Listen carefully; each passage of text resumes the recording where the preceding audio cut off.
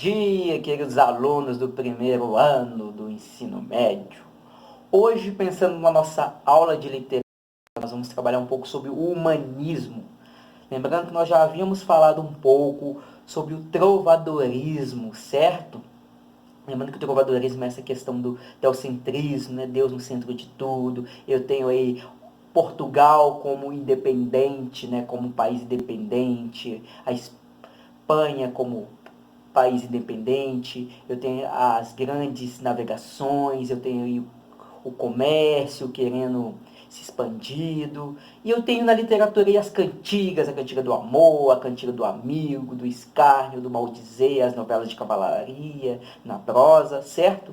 Então, o humanismo, ele chega numa transição, o humanismo é conhecido como uma transição entre a Idade Média e o Renascimento. O Renascimento aqui e a Idade Média aqui. Então a Idade Média está dando lugar ao Renascimento e no meio tem o humanismo. Então o trovadorismo está aqui, o classicismo está aqui e o humanismo está bem no meio dessas ideias. Ele surge lá na Itália, você vai perceber que o trovadorismo, a Idade Média, ele dura até mais ou menos o século XIV, aí bem no começo do século XV, já surgiu o classicismo, o renascimento, então o humanismo seria esse período de transição entre esses dois períodos.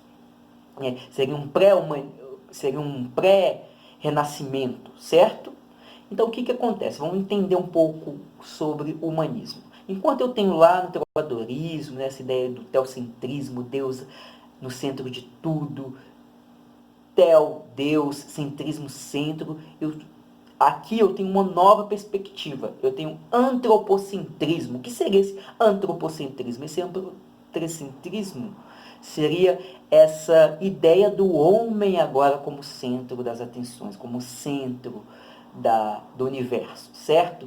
Então antes eu tinha Deus aqui no centro de tudo, agora eu tenho o homem. O homem começa a querer ser o centro das atenções, o centro do universo. Então o homem vai começar a valorizar as ideias humanas. Então a arte vai ser usada para valorizar essas ideias humanas, né? Essa perspectiva da relação do homem com a terra, do homem com a vida na terra. Então o homem vai destacar o que ele pensa. Então eu vou ter o racionalismo muito presente. O racionalismo se destaca nesse período. Eu tenho um modo científico, então o homem vai comprovar as ideias dele, as opiniões. Então eu vou ter também uma divergência de opiniões nesse período. Então um afastamento dos dogmas. Os dogmas aí vão se afastar. Então a igreja aí não domina mais a questão do homem. O homem quer sentir as ideias dele, ele quer sentir as emoções. Então ele vai usar a arte como esse processo.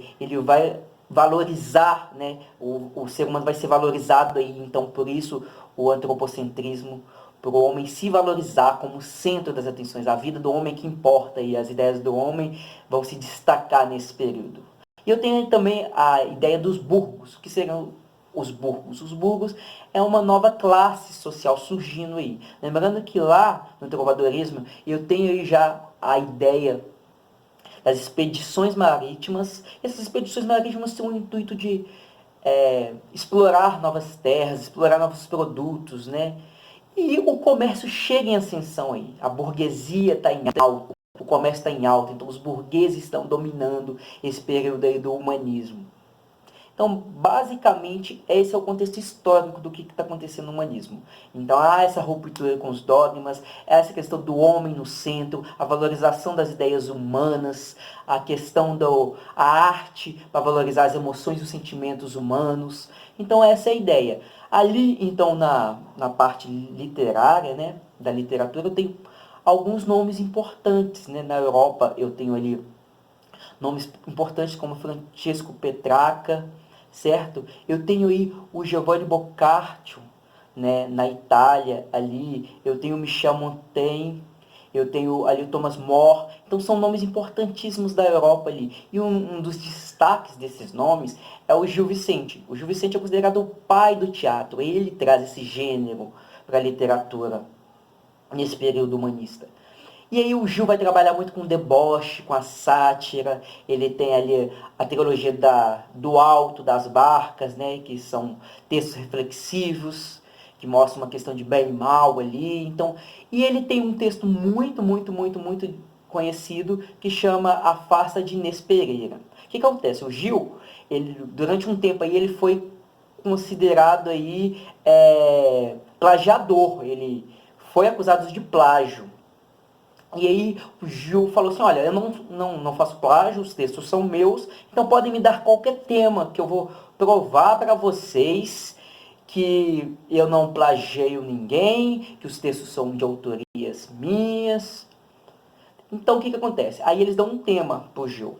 O Gil é de um ditado popular que chama mais vale um asno que me leve do que um cavalo que me derrube. Então a partir desse dito popular, o Gil constrói uma poesia, um teatro, né?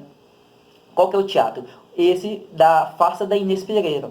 Conta uma mulher à frente do seu tempo, uma mulher namoradeira, uma mulher que sonhadora, que se casa, ela vê que o casamento não é nada daquilo, e ela começa a aprontar muitas coisas, e ela não é julgada por isso, ela não tem o castigo dela. E tudo de uma forma bem humorística.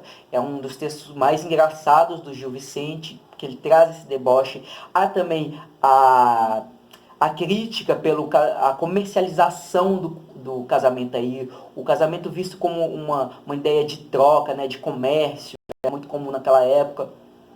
Eu tenho também aí as poesias palacianas. As poesias palacianas, elas surgem na ideia de contar um pouco sobre o que acontece no palácio, né? É escrita pelos nobres, certo? Então essa literatura que está sendo feita, esses são os nomes em destaque. O Gil Vicente é um nome muito importante nessa época, justamente porque ele traz o teatro para dentro da literatura portuguesa. Né? Então nós vamos focar mais nele, porque é o nosso berço da literatura, é Portugal. E historicamente está acontecendo isso, o homem no centro das atenções, o homem ali como regendo a sua vida, né? O homem tomando partido de suas ideias e opiniões. Eu vou deixar para vocês o texto da farsa de Inês Pereira para a gente poder trabalhar um pouco. Ele é dividido em 3 atos, né? A Inês casando, a Inês frustrada e a Inês aproveitando a vida.